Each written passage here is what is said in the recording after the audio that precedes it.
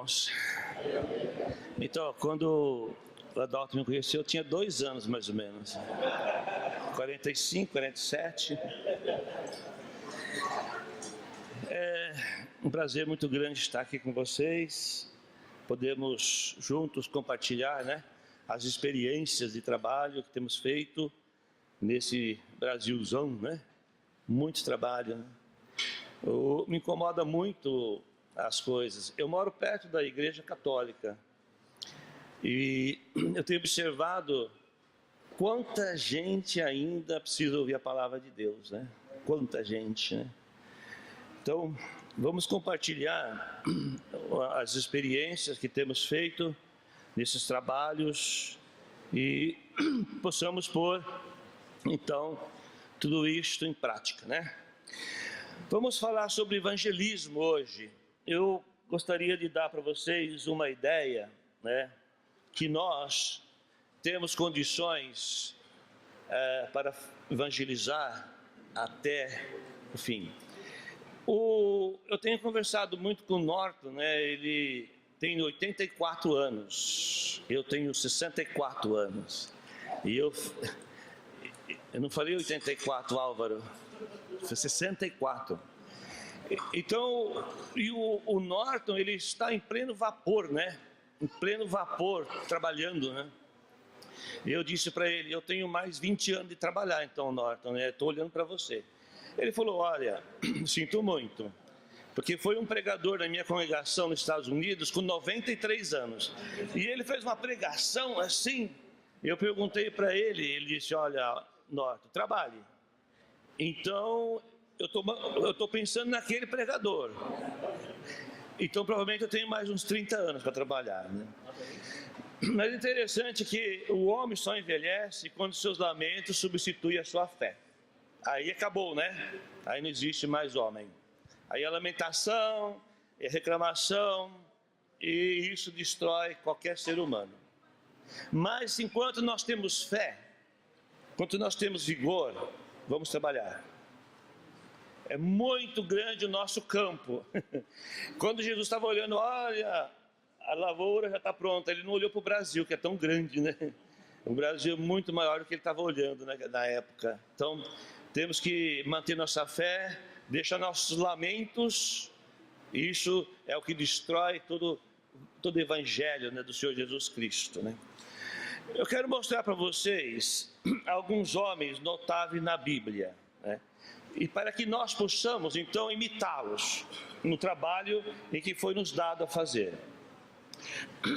Então, alguns homens, primeiramente, esse homem para mim é de grande qualidade no evangelho.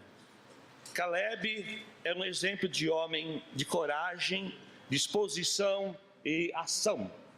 Esse homem Caleb, ele para nós, se nós tivermos a mesma coragem dele, mesma fé, Satanás vai sair do Brasil, né? Então a ação de Caleb, em Números capítulo, nós vamos ler aqui porque eu tenho muitas passagens e um pouco tempo só. Então eu espero que vocês acreditem que eu copiei e colei, tá? Em Números 13:30, então Caleb fez calar o povo perante Moisés e disse, eia, subamos e possuamos a terra. É certo que venceremos. Quando a nação estava lá lamentando, chorando, né? Vamos voltar para o Egito. E levantou quem? Caleb. Eia, vamos lá, gente. Nós podemos subir e nós podemos tomar essa terra. Deus entregou todo esse povo em nossas mãos. Nós podemos devorá-los como nós comemos o pão. Caleb corajoso. Em Números 14:9, ele diz, não somente sejam rebeldes contra o Senhor, e não tenha medo do povo da terra, porque nós os devoraremos como se fosse pão. A proteção deles se foi, mas o Senhor está conosco, não tenham medo deles. Não tenham medo deles. Deus quer homens que surpreendam por suas obras e decisões. É isso que Deus quer. Deus quer ser surpreendido por cada um de nós, assim como Caleb surpreendeu Deus E Deus fala assim com ele.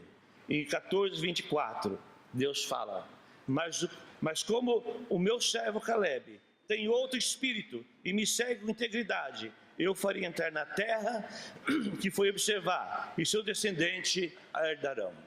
Quem que Deus queria na terra? Caleb. Esse homem eu quero na minha terra.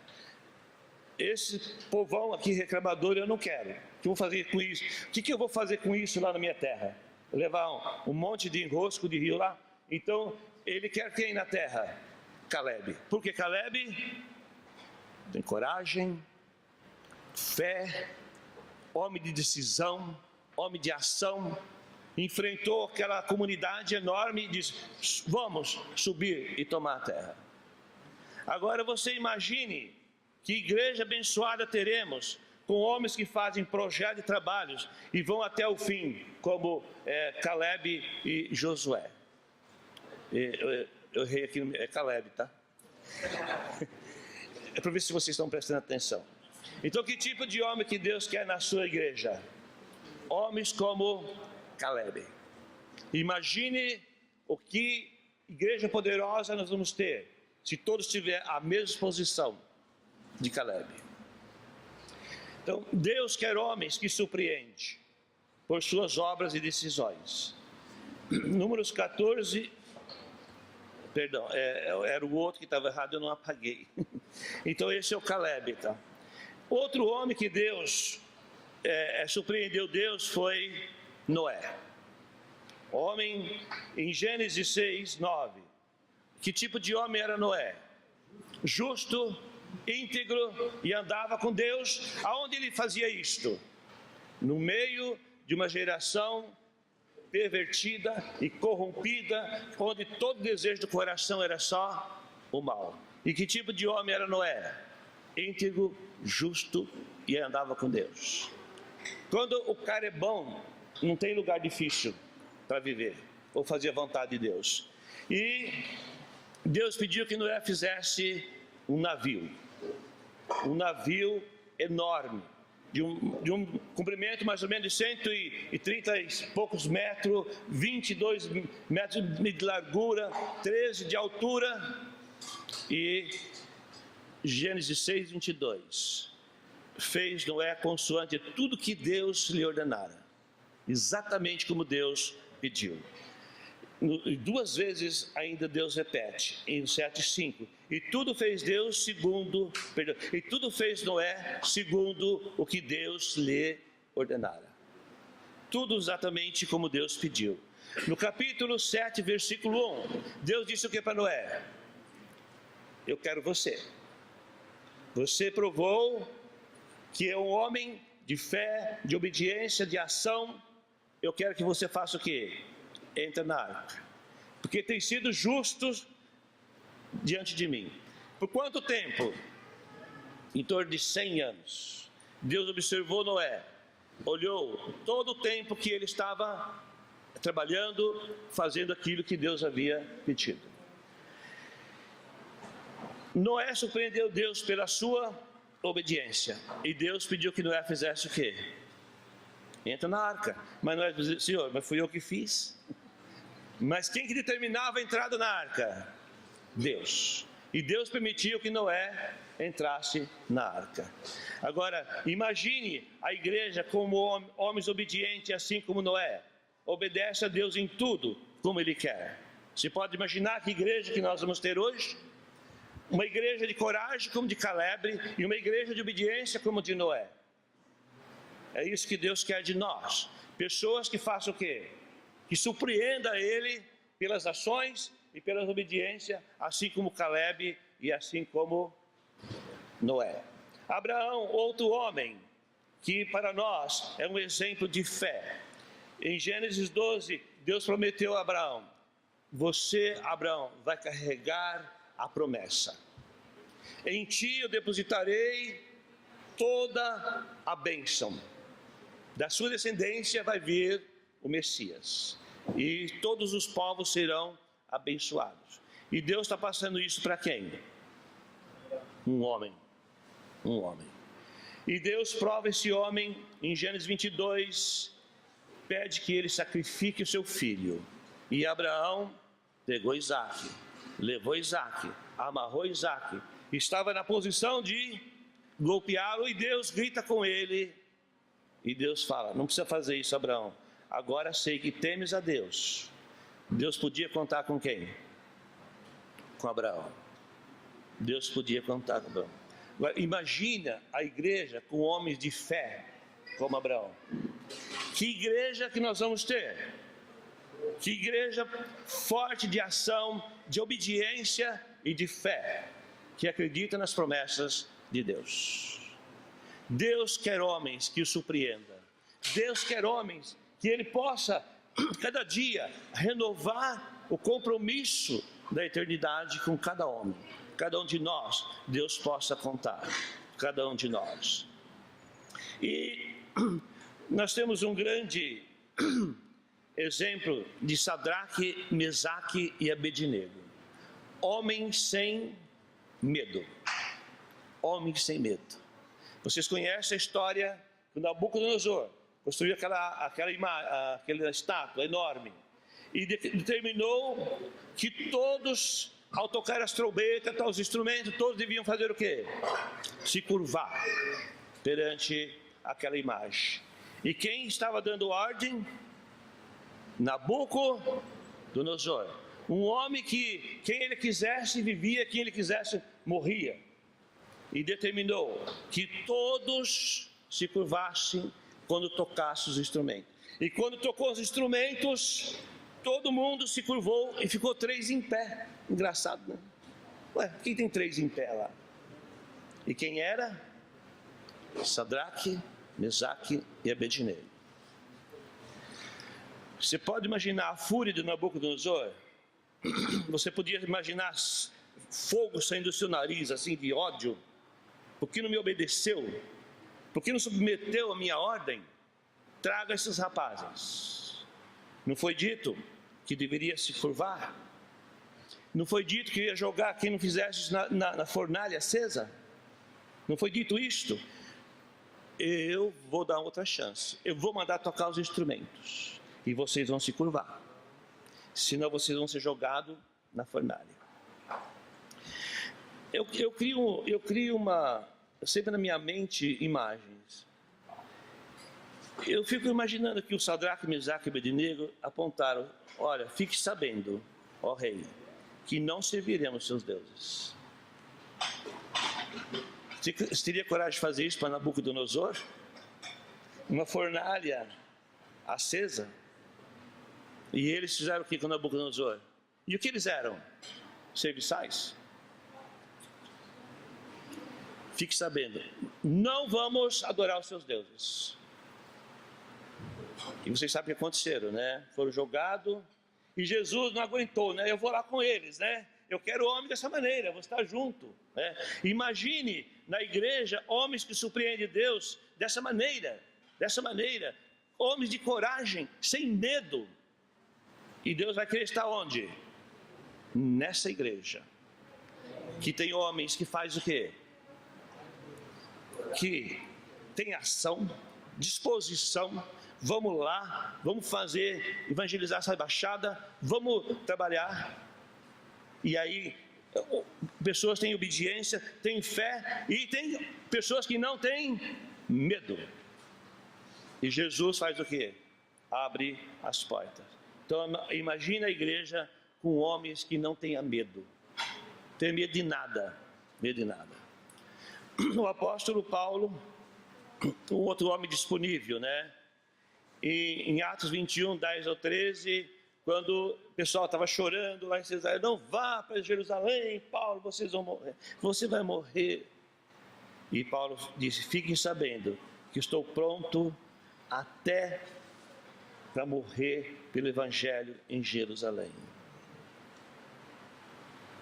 Em Atos 20, 24, ele fala: olha, eu não considero a minha vida preciosa para quem? Para mim mesmo. O importante é que eu complete a minha carreira e o ministério que eu recebi do Evangelho, testemunhar do Evangelho a todo mundo. Imagine como Jesus ficou surpreso com Paulo. Jesus falou assim: eu não errei quando eu derrubei esse homem lá na estrada. Eu não errei, né? De maneira alguma. E ele fala em Colossenses 1:23, ele levou o evangelho a toda criatura debaixo do céu. Jesus ficou surpreso. Agora imagine aqui na igreja um homem igual Paulo. Imagine o que nós podemos fazer se nós tivermos a ação de Caleb, a fé de Noé, a obediência de Noé, a fé de Abraão, a coragem de Sadraque, Mesaque e Abednego, e a disposição de Paulo para fazer isto, e o amor dele pelo evangelho. E mais um homem contribuindo, né? Um Barnabé. Precisamos de um Barnabé no nosso meio, que nos dá o dinheiro para trabalhar, né? Que ofereça o dinheiro, né? Jesus ficou muito surpreso com este homem Barnabé. Em Atos 4, 36 ao 37. Então José, combinado pelos apóstolos de Barnabé, que é traduzido filho da consolação, levita natural de Chipre, possuindo uma herança, uma herdade, vendeu e trouxe o preço e depositou aos pés dos apóstolos. Como nós precisamos de pessoas que contribuem pelo evangelho, né? Precisamos de coragem, precisamos de fé, precisamos de disposição, mas precisamos do que também? Irmãos generosos que ofereçam a condições de trabalho. Precisamos do dinheiro e por isso temos os corações para oferecer. Imagine na igreja homens que contribuem, que vê a necessidade, tem visão do evangelho e contribui para que o evangelho se espalhe assim como Barnabé. Se despreenda dos seus bens, se despreenda dos seus apegos e oferece para o evangelho. Como o evangelho se espalha? Como é pobre, né, o evangelho no Brasil? Como é pobre? As pessoas não têm condições de trabalhar. É uma dificuldade, porque não está faltando Barnabés, né? Como falta Barnabés na igreja. Então nós temos Caleb, disposição, ação, vamos, né? Temos Noé, submisso, obediente. Abraão, cheio de fé. Sadraque, Mesaque e Abednego, sem medo de fazer. Vamos evangelizar essa baixada? Vamos. E a disposição e o dinheiro do Barnabé. Imagine como o evangelho atingiria o nosso país, tão carente, precisa tanto do evangelho. O mundo religioso hoje precisa do evangelho. O mundo religioso não conhece nada da Bíblia. A gente fica até assim, né, na escola da Bíblia, a pessoa não sabe nem onde estão os livros da Bíblia. Acredito naqueles homens loucos, fanáticos, avarentos, manipulando suas mentes, e a palavra não acreditam, não sabem, não conhecem nada. São essas as pessoas que Deus quer na sua igreja, pessoas que surpreendam a Deus com a sua vida. É isso que Deus espera de nós. Pessoas que Deus não suporta na sua igreja. Tem pessoas que Deus não quer na sua igreja, não aguenta, que são pessoas totalmente contrárias a Caleb, Noé, Abraão, e Sadraque, Mesaque, Abednego, a Paulo e Barnabé. Deus não suporta pessoas que são tímidas, medrosas, pessoas que têm medo do evangelho. Em Deuteronômio capítulo 20, quando separaria as pessoas para o exército, então havia uma instrução. Quem deveria ir para a guerra? Quem não poderia ir? Os que haviam casado de novo, quem comprou uma herança, uma terra, outras coisas, e tinha um que Deus não queria no seu exército. Em Deuteronômio 20, versículo 8, e continuarão os oficiais a falar ao povo, dizendo: qual é o homem medroso e de coração tímido? Vá e torne a sua casa. vai ajudar sua esposa a lavar a louça, cuidar dos filhos lá. Para que o coração de seus irmãos não se derreta com o seu coração. Deus não admitia no seu exército homens que tinham medo, homens que não tinham coragem. Imagine um soldado com medo. O que acontece com os outros soldados? Vai correr. Então Deus sabia disto. Não quero este homem no meus exércitos, e muito menos na igreja. Em São João da Boa Vista, eu vou falar, acho que não tem ninguém em São João da Boa Vista aqui, né? Nós tínhamos um trabalho bom, não é? Tem um trabalho muito bom até hoje lá, o José Domingos, a Escola da Bíblia, né? Mas tinha um irmão que todas as vezes que nós fazíamos reuniões para planejar um trabalho, ele não falava nada. Ele ficava só ouvindo, planejando, que ele ia falar ao contrário, né? Então acabávamos, faziam tudo, o planejamento. Vamos orar. Ele, olha, preciso falar uma coisa, irmão. Toda a vida, no final da reunião, eu preciso falar uma coisa. Mas não temos dinheiro, aí isso é difícil, tal. Tudo aquilo que havia planejado era um medroso, tímido. No final, nós fazíamos reuniões escondidas dele, porque ele jogava o balde gelado em cima de tudo. Tudo era difícil, nada dava certo. E hoje esse homem está fora da igreja. A igreja se livrou dele. Jesus não se agrada de pessoas que não fazem nada pelo evangelho, né? Essa parábola aí do talento de Mateus 25, 24, 26, por fim, veio o que tinha recebido um talento e disse: eu sabia que o Senhor é um homem severo, que colhe onde não plantou, junta onde não semeou, por isso tive medo. E escondi seu talento bem escondidinho, sabe? Bem guardadinho. Veja, aqui está o que lhe pertence. E o Senhor disse o que para esse homem? Servo mau e negligente. Servo mau e negligente. E vocês conhecem o restante disto. Então, o evangelho não foi dado para ficar debaixo da mesa. O evangelho foi dado para ser manifestado. O que nos torna fracos e medrosos nos projetos de evangelização? O que faz que o evangelho se torne um peso deste, e nós tão pequenos que não pode carregar? O que é que faz isto? Não temos forças para evangelizar. Em Números capítulo 13 e 33, qual foi o problema da nação de Israel? O que eles dizem? Olha, Moisés, a terra é boa, a terra é excelente, a terra mana leite e mel, ponto, vírgula, mas tem um problema, Moisés. Olha o que nós vimos lá. Nós vimos gigantes. Olha, nós vimos gigantes, e esses gigantes são descendentes de Enaque, diante de quem, sabe que nós parecíamos diante deles, Moisés? Um gafanhoto. Às vezes nós ficamos assim, quando temos um projeto de evangelizar, de pregar o evangelho na cidade, o medo, as dificuldades, tudo faz com que ficamos 15 centímetros. 15 centímetros, não somos nada.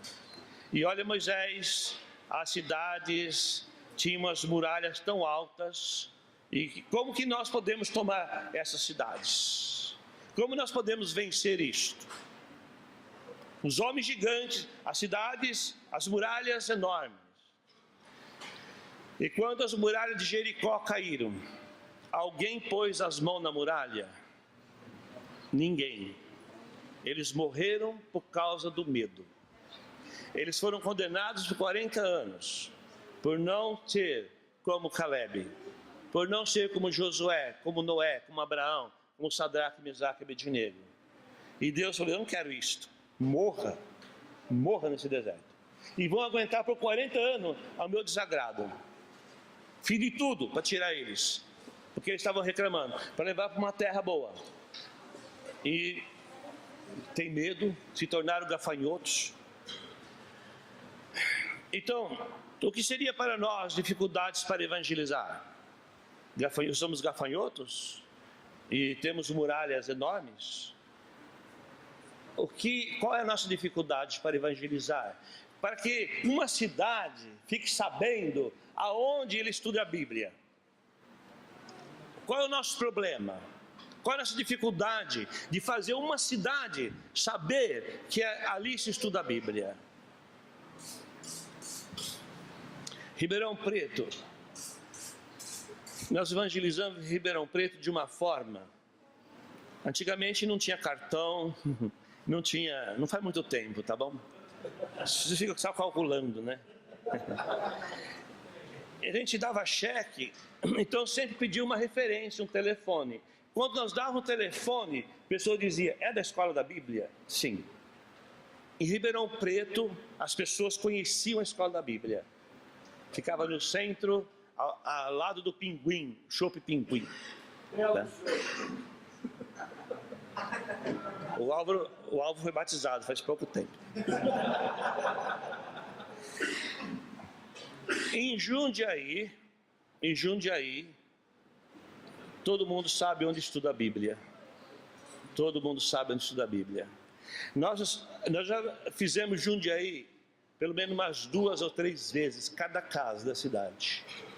O pessoal de Jundiaí, quando chegar na eternidade, vamos pensar que é o São Pedro que está lá, ele tem um folheto da escola da Bíblia.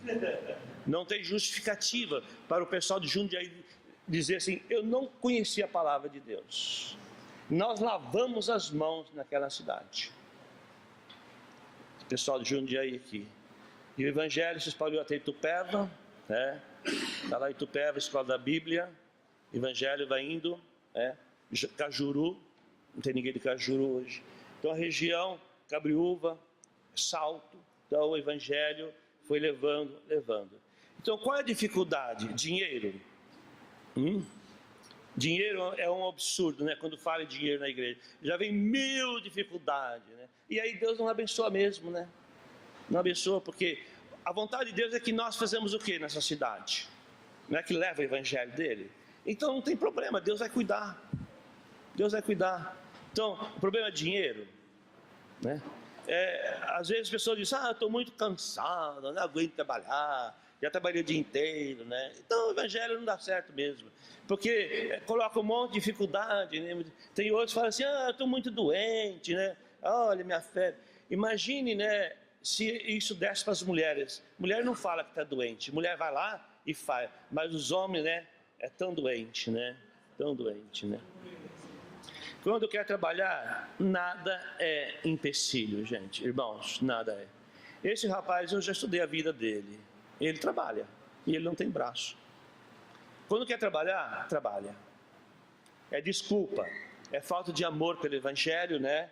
É falta de querer semear a graça de Deus dar às pessoas, a graça que nós recebemos, que não nos custou nada. O que o Senhor quer que nós fazemos? Oferecemos para outras pessoas, mas nós colocamos às vezes empecilhos.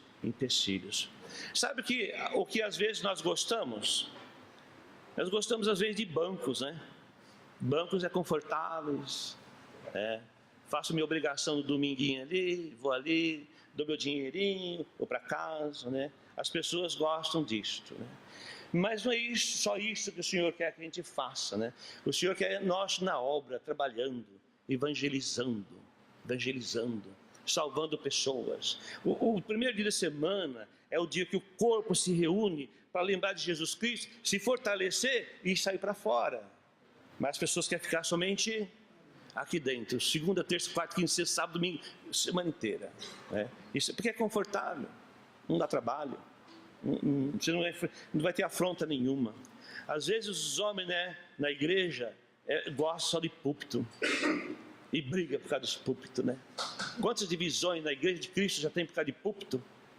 Quantas e quantas tem, né, por causa disto, né? Então temos que olhar para o evangelho, a necessidade, né, de espalhar o evangelho, que as pessoas recebam a graça de nosso Senhor e Salvador Jesus Cristo. Então, a igreja sem projeto de evangelismo, ela perde o foco principal, que é a salvação de almas. A igreja é responsável por salvar as pessoas. A igreja não é disputa de púlpito, de poder, de nada. A igreja é um instrumento que louva a Deus e salva almas. Então, sem projeto, na cidade que nós estamos, se nós não temos um projeto de atingir tudo aquilo lá, está errado. Está errado. Deixa de ser verdadeira, ela perde.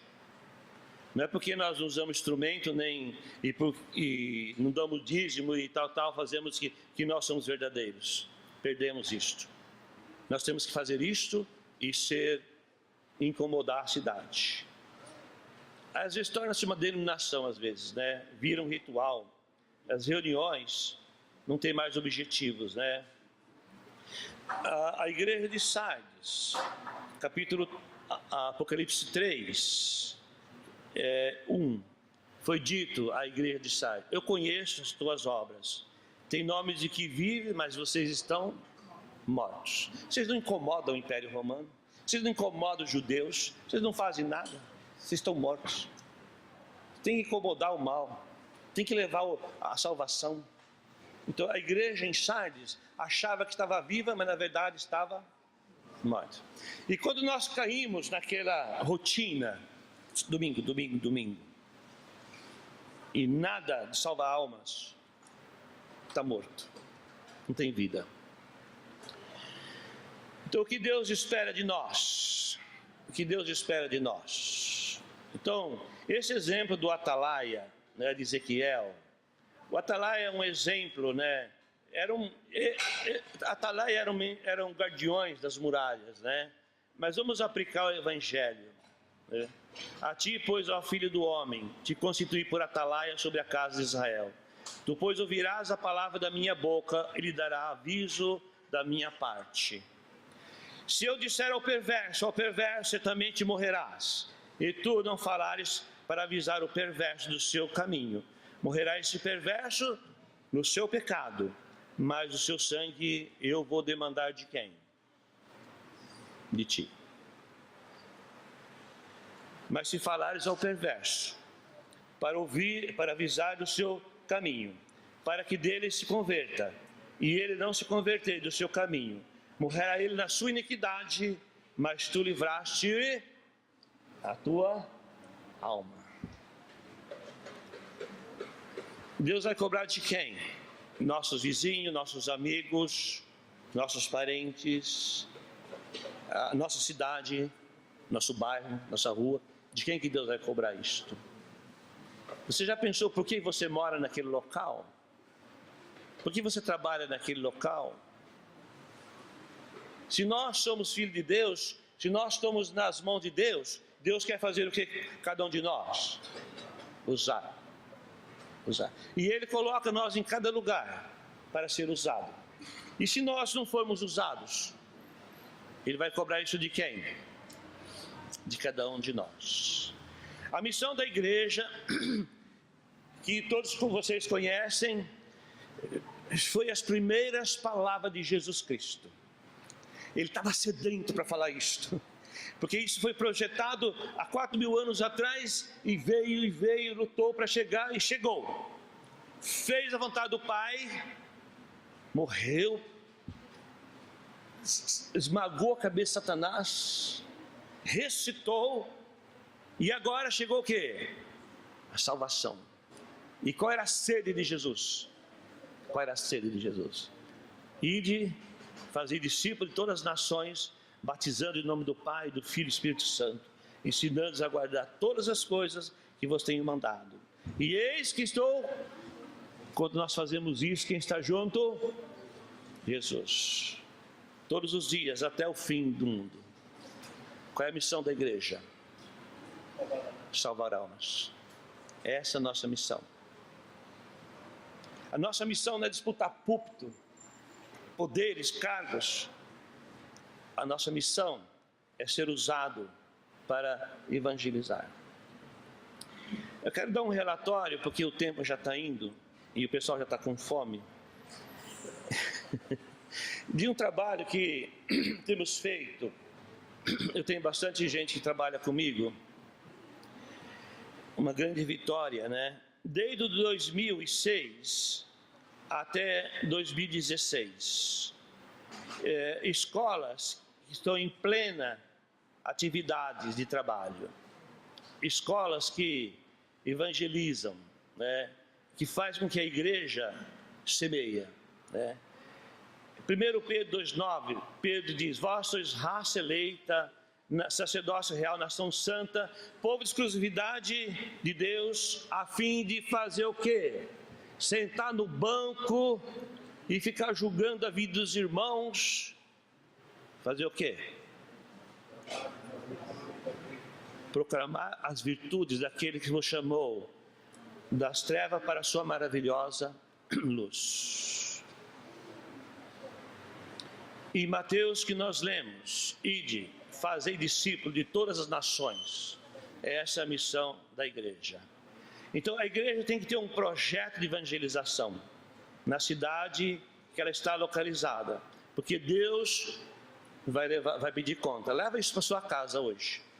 Deus vai pedir conta. Ele vai querer saber.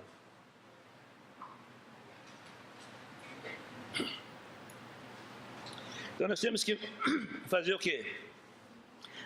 Semear.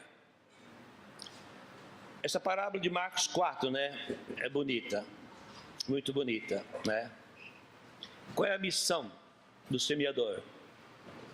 Semear a palavra de Deus.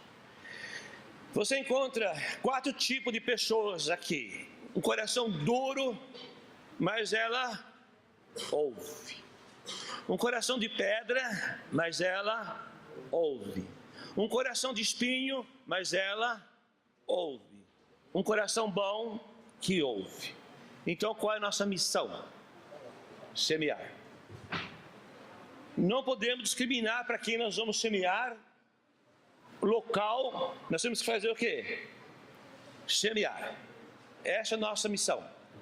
Não vamos dizer assim: nós vamos fazer esse trabalho porque nós queremos 20 pessoas novas esse ano. Não, está errado. Nós só temos que fazer o quê? Semear. Semear. Não importa o resultado. Não importa o resultado. Nós temos que fazer o quê? Semear. Todo tipo de coração nós vamos encontrar. Mas encontramos alguns alvos na vida, né? Tem muita gente boa, nós encontramos, né? Encontramos gente de tudo quanto quando semeamos, às vezes nós ficamos tristes, né, com pessoas que ela não conseguiu a semente soltar a raiz, né? Foi tirada fora. Mas pessoas ficam. Então nós não podemos calcular resultado. O que nós temos que ter é o quê? Um projeto de evangelização. Isso nós temos que ter. Eu quero apresentar para vocês algumas escolas da Bíblia que estão trabalhando hoje. Estão trabalhando hoje. Já peço desculpa, Elvio, eu esqueci de Tupéva. Tem tantas que eu esqueci. Em Jundiaí, na Vila Arens, começamos ali a escola da Bíblia. Esse primeiro rapaz de cabeça baixa aí é o Rodrigo. Ele veio estudar junto com aqueles 2 que deram trabalho para mim, o Bruno e o Gian. E eles se converteram. E o Gian e o Rodrigo hoje são professores da escola da Bíblia em Jundiaí. Aqui em Jundiaí, onde nós começamos, de 2000, eu fiquei até 2010 na Vila Arens. Tinha em torno de 25 alunos por salas e 3 salas por dia. Chegamos a ter 280 alunos em Jundiaí, né? Houve em 10 anos 353 batismos ali.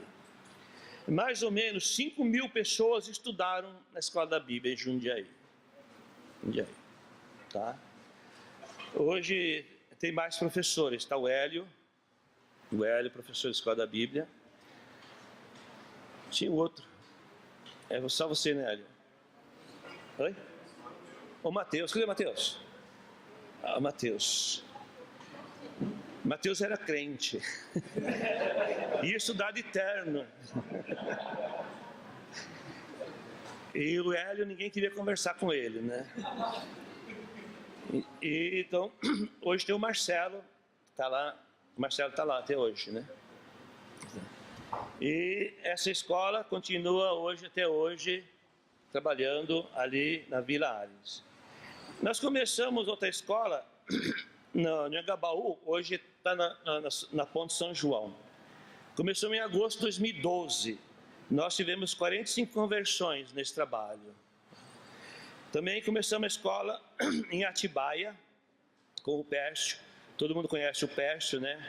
E houve 42 conversões e o Pércio continua até hoje com a Escola da Bíblia. Em Atibaia, esse trabalho ficou, eu não sei, você sabe, Moisés, foi Atibaia, não? Quantos anos ficou no sítio lá? Uns 20 anos, não sei lá. Eram umas 10, 12 pessoas, né? Hoje eles são, não sei quanto, mas 40, 50 pessoas, né? Então cresceu. Em Indaiatuba, eu fiz só um semestre lá. Houve 12 conversões. E hoje a escola continua em Indaiatuba. Em Guarulhos, essa escola no céu de Guarulhos, tá? Perdão, na escola. Então, era sala bem lotada. Parece que nós tivemos em torno de umas 46 conversões. Hoje começou em 2014, né? Em Itaquera, nós tínhamos 202 pessoas. Você vê quantas pessoas que vêm estudar a Bíblia. É só oferecer. As pessoas querem estudar a Bíblia.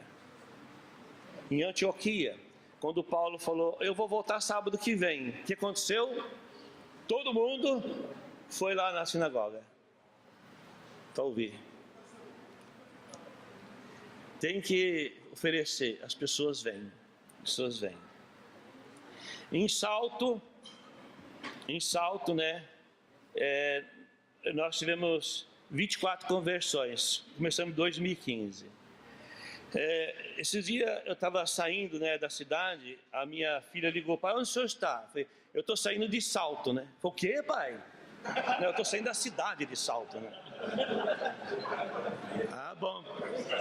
Pensei que o senhor tinha outra atividade depois. Mas os irmãos ficam bravos, quando falam os irmãos de Salto, eles ficam bravos. Né? Hoje nós temos a Escola da Bíblia no céu da Ponte Alta, né? Tem 53 alunos estudando a Bíblia, estudou semestre passado e esse semestre. Vejam um local bem neutro, né? Local bem neutro. Nessas escolas, eles dão a oportunidade de você ter uma sala. O bom que é neutro, sabe? É neutro. As pessoas não têm medo de estudar a Bíblia. O que as pessoas têm medo é de igrejas. Está cheio de igrejas. Tem demais. Muitas placas. Então, nesse trabalho, nós oferecemos uma coisa neutra. Para as pessoas se interessar e estudar a palavra de Deus. Né? Não oferecer igrejas. Jesus mandou oferecer o quê? O Evangelho. A igreja é a nossa família. A igreja é onde nós trazemos as pessoas queridas que estudam a palavra de Deus para viver com a gente. Isso é nosso. Isso é nosso. O que nós temos que oferecer para as pessoas é o Evangelho. É isso que Jesus quer. Porque as pessoas têm medo. E quando se tem um local assim... Está ruim a imagem aí, né? Dá para ver bem? Quando se tem um local assim, as pessoas se interessam muito para estudar a Bíblia. Aqui em São Vicente, aqui é São Vicente, nós estávamos num colégio ali, ó, em torno de 150 pessoas, né? Foi mais ou menos isso, 150 pessoas. Tá? E as pessoas iam. Aí, então estamos reunidos aqui, dando aula aqui nesse local hoje. No Ipiranga também, essa foto eu não tenho desse ano. Quantos alunos temos esse ano? 60, né? 60 pessoas estudando a Bíblia. E tem uma turma animada demais, né? Não conheço. Não, né? O pessoal que não deixa nem você dar aula mais. Quando o Álvaro falta, a gente estuda. Até agora não falaram de sogra. Então. E Arthur Nogueira, começamos esse semestre. E nós temos 78 pessoas estudando a Bíblia. Arthur Nogueira. É para lá de Campinas. Então está lotado as salas, né? Um resumo de 2000 a 2016, 9 escolas, tem mais 10. Então, o Elvio, levanta a mão. O Elvio era pastor. Bem feito para você. Quem mandou jogar pedra na cruz? E o Elvio estudou lá na Vila Arens, em 2000, né? 2000. Hoje, então, eles têm o trabalho da Escola da Bíblia em Itupeva. Quantos membros tem lá? Isso. Vê que a igreja está em atividade. E durante a semana, então, a igreja está em atividade. Não fica só no primeiro dia da semana, né? No semestre de 2016, não é 2016, então 446 pessoas estudaram nas escolas da Bíblia. Nenhum amém? Não é que a gente quer esperar isto, né? É que a gente consegue atingir as pessoas. A gente consegue chegar nelas. É possível. É possível chegar nas pessoas. Então nós tivemos quase 500 pessoas estudando em 2016. Tá? Temos outra escola em Osasco, Vicente. Com mais 14 alunos aí. 14 alunos. Foi lá, os americanos lá em Guilherme, que estava dando uma lá, e agora estamos com 14 alunos lá no Em Osasco. Imagine, não sei quantas congregações nós temos no Brasil hoje, né? Umas 200, não sei, né? Todo mundo evangelizando, pensou 200 evangelizando 20 ou 40 pessoas. Quantas pessoas estudando por ano, né? Então, eu tinha 11 professores, até mais que eu esqueci. O site não está funcionando mais. E no total, nesses anos, um total em todo lugar de 482 batismos. Né? Então, realmente, nem todo mundo está hoje firme, mas conheceram a palavra de Deus. Conheceram a palavra de Deus. Tá? Então, as pessoas da sua cidade precisam saber que existe um lugar onde alguém ensina a Bíblia na sua cidade. Tá? Tem que saber. Porque as pessoas estão perdidas.